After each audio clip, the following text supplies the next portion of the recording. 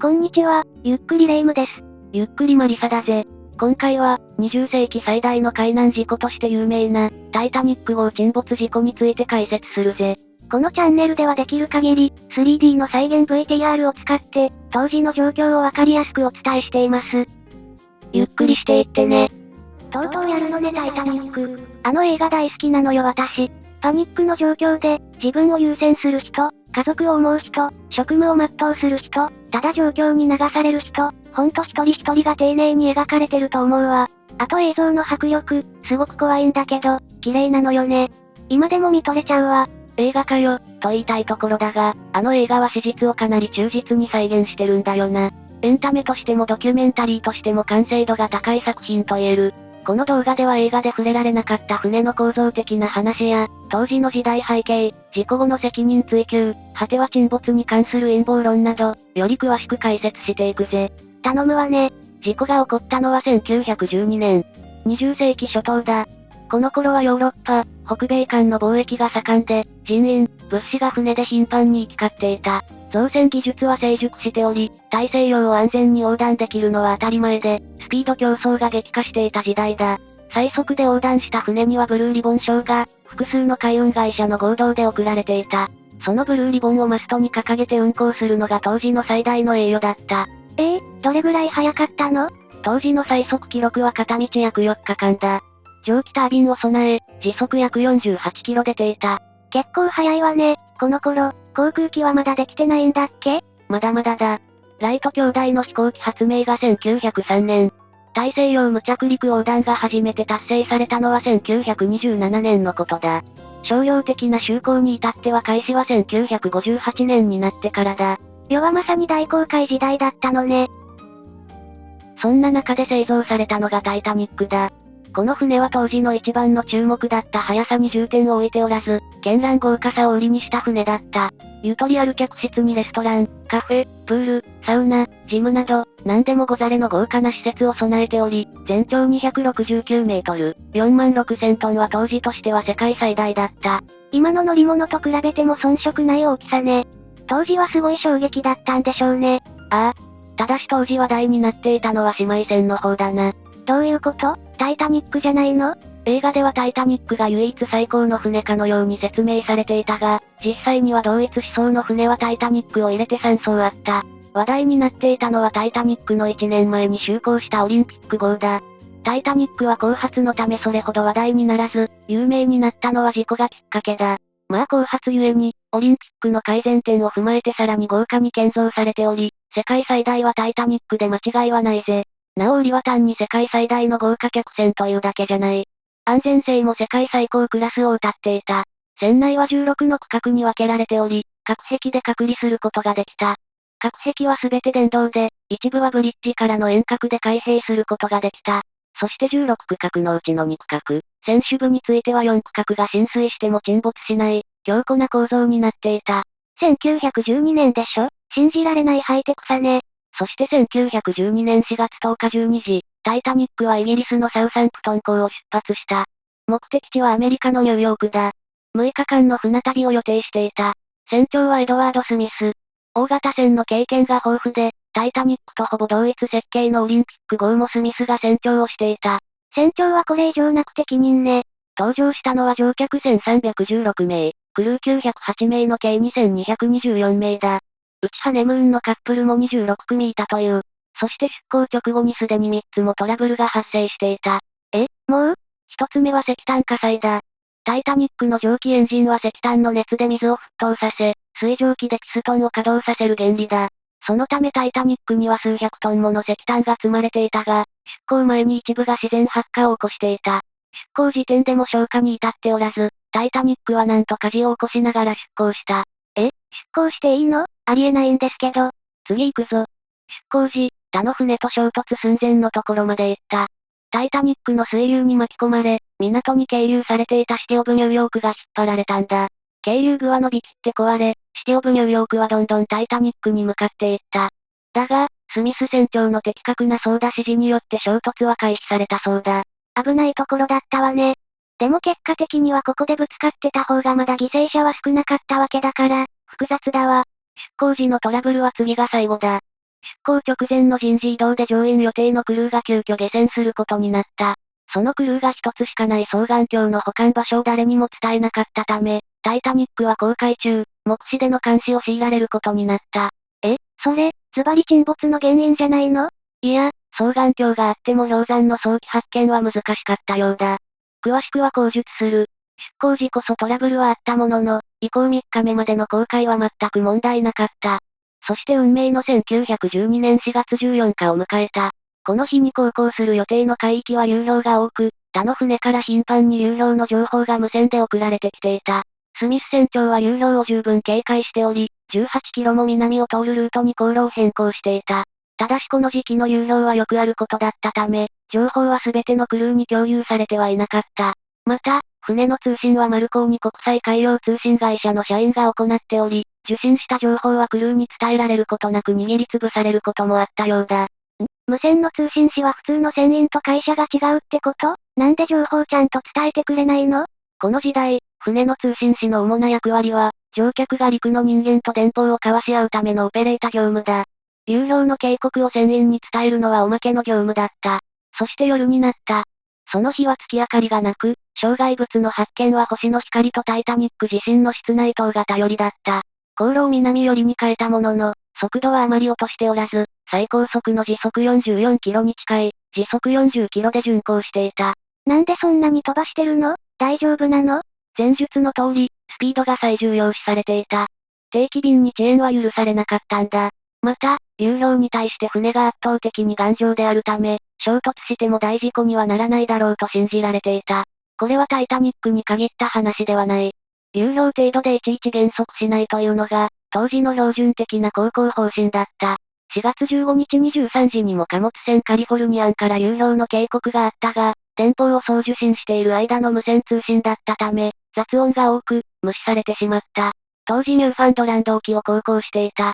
スミス船長は就寝しており、指揮はウィリアム・ M. マードック一等航海士が取っていた。監視係は2名。デッキから29メートル上の見張り台で監視していた。この2名は流氷の危険性を聞かされており、双眼鏡こそなかったが、目視での監視に集中していた。しかし当時は月がなかった上に、海面も穏やかで流氷と波の干渉で発生する白波もごくわずかだった。双眼鏡があっても氷山の早期発見は困難だったようだ。それでも23時30分、それまで空気は澄んでいて視界も良好だったんだが、進行方向にかすかなもやがあることに気づいた。だが監視係の2人はこのもやを特に重視せず、報告しなかった。そして23時39分、前方に氷山が現れてしまった。氷山の高さは20メートル弱。450メートル前方に迫っていた。監視係は鐘を3回鳴らし、ブリッジに電話連絡した。ブリッジは連絡を受けた。緊急停止は間に合わない。回避のため、マードック一等航海士は操舵員に取り舵一杯を指示した。船はゆっくりと左を向いていった。続いてマードックは後進一杯を指示した。スクリューを逆回転させブレーキをかけようとしたんだ。だが衝突までに時間的猶予がなく、スクリューを止めるのが精一杯で、逆回転までは間に合わなかったようだ。懸命の回避行動も虚しく、船は氷山に衝突した。船の右側をかすめるようにしてすれ違った形だ。衝突の際、氷山の氷が割れ、デッキに落下していった。なお、説明した回避行動は他にも諸説ある。船の左前方に氷山を発見し右から避けようとしたが、操舵員が間違って左に舵を切ってしまった説。船の右前方に氷山を発見し、左から避けようとしたが、操舵員が間違って舵を右に切ってしまい、左に修正している間に衝突した説。何せスミス船長も、衝突時に指揮していたマードックも、この事故で亡くなっているからな。伝聞や憶測が多く、はっきりしていないんだ。ただ最終的に左から避けようとして船体右側を損傷したのは事実だ。衝突前か衝突直後、マードックは遠隔操作で水面下に位置する区画の隔壁を閉鎖し、排水ポンプを動作させた。マードックさん的確に動いてる気がするわ。氷山を回避できなかったのは本当に残念ね。衝突でできた傷は5つの区画の外壁にまたがっていた。傷は1平方メートル強と大きくなかったが、隙間から膨大な海水が流入してきた。隔壁は部屋の天井まで達する高さはなかったため、ある区画が水で満杯になると次の区画へ流入する。水は5つの区画を満たし始めた。問題なのは第6ボイラー室だ。ボイラー室では高温高圧の蒸気が発生しており、冷水と混ざると爆発事故を引き起こす可能性があった。クルーは冷たい水に浸かりながら、懸命に蒸気の排出とボイラーの沈下、水の排出作業を行った。氷山があるところの海水って何度ぐらいなの？この時の水温はマイナス2度だったと言われている。懸命な沈下作業により爆発には至らなかったが、数分で第6ボイラー室は天井まで水で満たされてしまった。衝突でできた隙間から水が流入する速度は排水ポンプがかき出せる速度の15倍と推定されている。排水は全く追いつかなかったのね。スミス船長は衝突に気づくと、船の設計者のトーマス・アンドリューズをブリッジに呼び出し状況を確認した。水は第6ボイラー室を満水にし、隣の第5ボイラー室に侵入していた。アンドリューズは、すでに極角が満水である以上、沈没は避けられない。おそらく2時間持たない。と結論付けた。となれば、一刻も早く避難する必要がある。衝突から25分後の4月15日0時5分、スミス船長はクルーに救命ボートで乗客を避難させるよう指示した。乗客の扱いは乗船チケットの等級で左右された。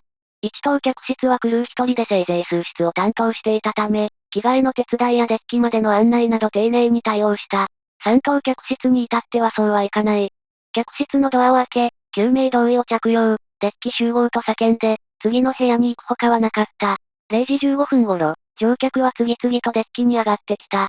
船が沈む運命にあることをまだ知らされておらず、危機感はなかった。暖かい部屋の方がいいと部屋から出てこない乗客、氷山から落ちた氷でサッカーを始める乗客などがいた。また、三等客室の多くの乗客はそもそも英語が理解できず、デッキに上がる指示が伝わっていなかった。この頃、救難用の発煙筒が焚かれ、遭難を示す信号が無線で発信され始めた。それに対し近隣の船は、通信士が就寝中で信号を受け取れなかったり、救助に向かったものの氷山に阻まれ到着できなかったり、氷山を恐れて無視したりしていた。この時代の通信士はほんとそんな感じなのね。いつでも繋がると思ってる方がおかしいのね。0時20分頃、一艘目の救命ボートの準備が完了し、搭乗が開始された。この万一の際の命綱となるべき救命ボートの問題が、タイタニックの最大の過ちと言われている。脱出するには救命ボートしかないもんね。どんな問題があったの？まず、乗客乗員2224名に対し、ボートの定員を合わせると約1000名だった。船に68艘積めるはずのボートは20艘しか積まれていなかったんだ。なんでそもそも足りてないのよ。当時は船の沈没などもはやありえないこととされていた。そのため救命ボートは他の救助船へ乗客を橋渡しするため一時的に使用するもので、少ない数で繰り返し往復すれば問題ないと考えられていた。また、豪華客船を歌うタイタニックに救命ボートが並ぶ様は、見栄えが悪かったからだとも言われている。ボートに関してはまだ問題はたくさんある。事前の訓練が不十分だったため、ボートの組み立てやボートを海面に下ろす手順を正しく理解しているクルーは少なかった。そのためボートの準備には多くの時間がかかった。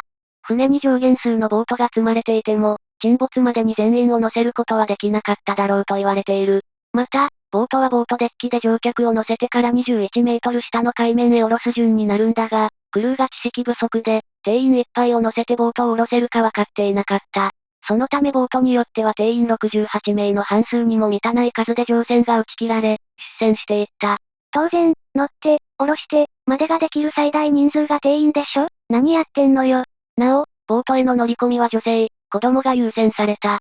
たとえ席が空いていても男性は乗ることを許されず、女性、子供が減ってくると、探している間ボートは待った。英国紳士って言うけど、ほんと徹底されているのね。でも待ってる場合じゃないでしょ。乗せられる人乗せて早く出なさいよ。この時間はまだ、救命ボートなんて大げさなと思っている乗客も多かったそうだ。1時20分、第4ボイラー室側からの浸水があった。これは氷山との衝突時、船底にもダメージがあったことを示している。ここで全部のボイラー室は放棄された。なお、クルーは無線機や照明に電力供給するため、最後の最後まで後部ボイラー室、エンジン室で作業し続けた。これらの担当だった35名の機関士、電気工は誰一人助からなかった。その時間になると、乗客は船が沈没すること、ボートが足りないことをほぼ理解していた。夫はボートに乗る妻、子供に別れを告げる光景などが見られた。なお、ボートに乗っているのはほぼ1等船室、2等船室の乗客で占められた。船の最下層にいた3等客室の乗客はクルーの英語を理解できず、未だ状況がわからなかったり、ボートデッキへ向かおうにも隔壁に阻まれたどり着けずにいた。またこの頃になるとボートデッキに3等客室がなだれ込むのを良しとしない一部のクルーが、通路を施錠し避難を妨害するなどしていた。なおこの妨害は単なる嫌がらせや保身ではなく、当時としては通常業務の範疇だったとする説もある。アメリカ合衆国移民法では、感染症の防止を目的として3等客室の乗客は隔離することになっていた。下船時も3等客室は一旦島に降ろされ、そこで健康診断を受けた上で港へ向かう手はずになっていた。現代の感覚だと、命の危険がある緊急事態に隔離も何もない気がするけどね。だんだんと浸水の速度は増していった。通信士は最後まで無線で救助要請し続け、聞き取れた最後のメッセージは1時40分のものだった。以降は聞き取れなかったが、電気供給が断たれる最後まで無線連絡は続いた。2時5分、最後の救命ボートが降ろされた。この頃になると、ボートに無理やり飛び乗る者、空砲を撃ち静止するクルーなど、ボートデッキはパニック状態だった。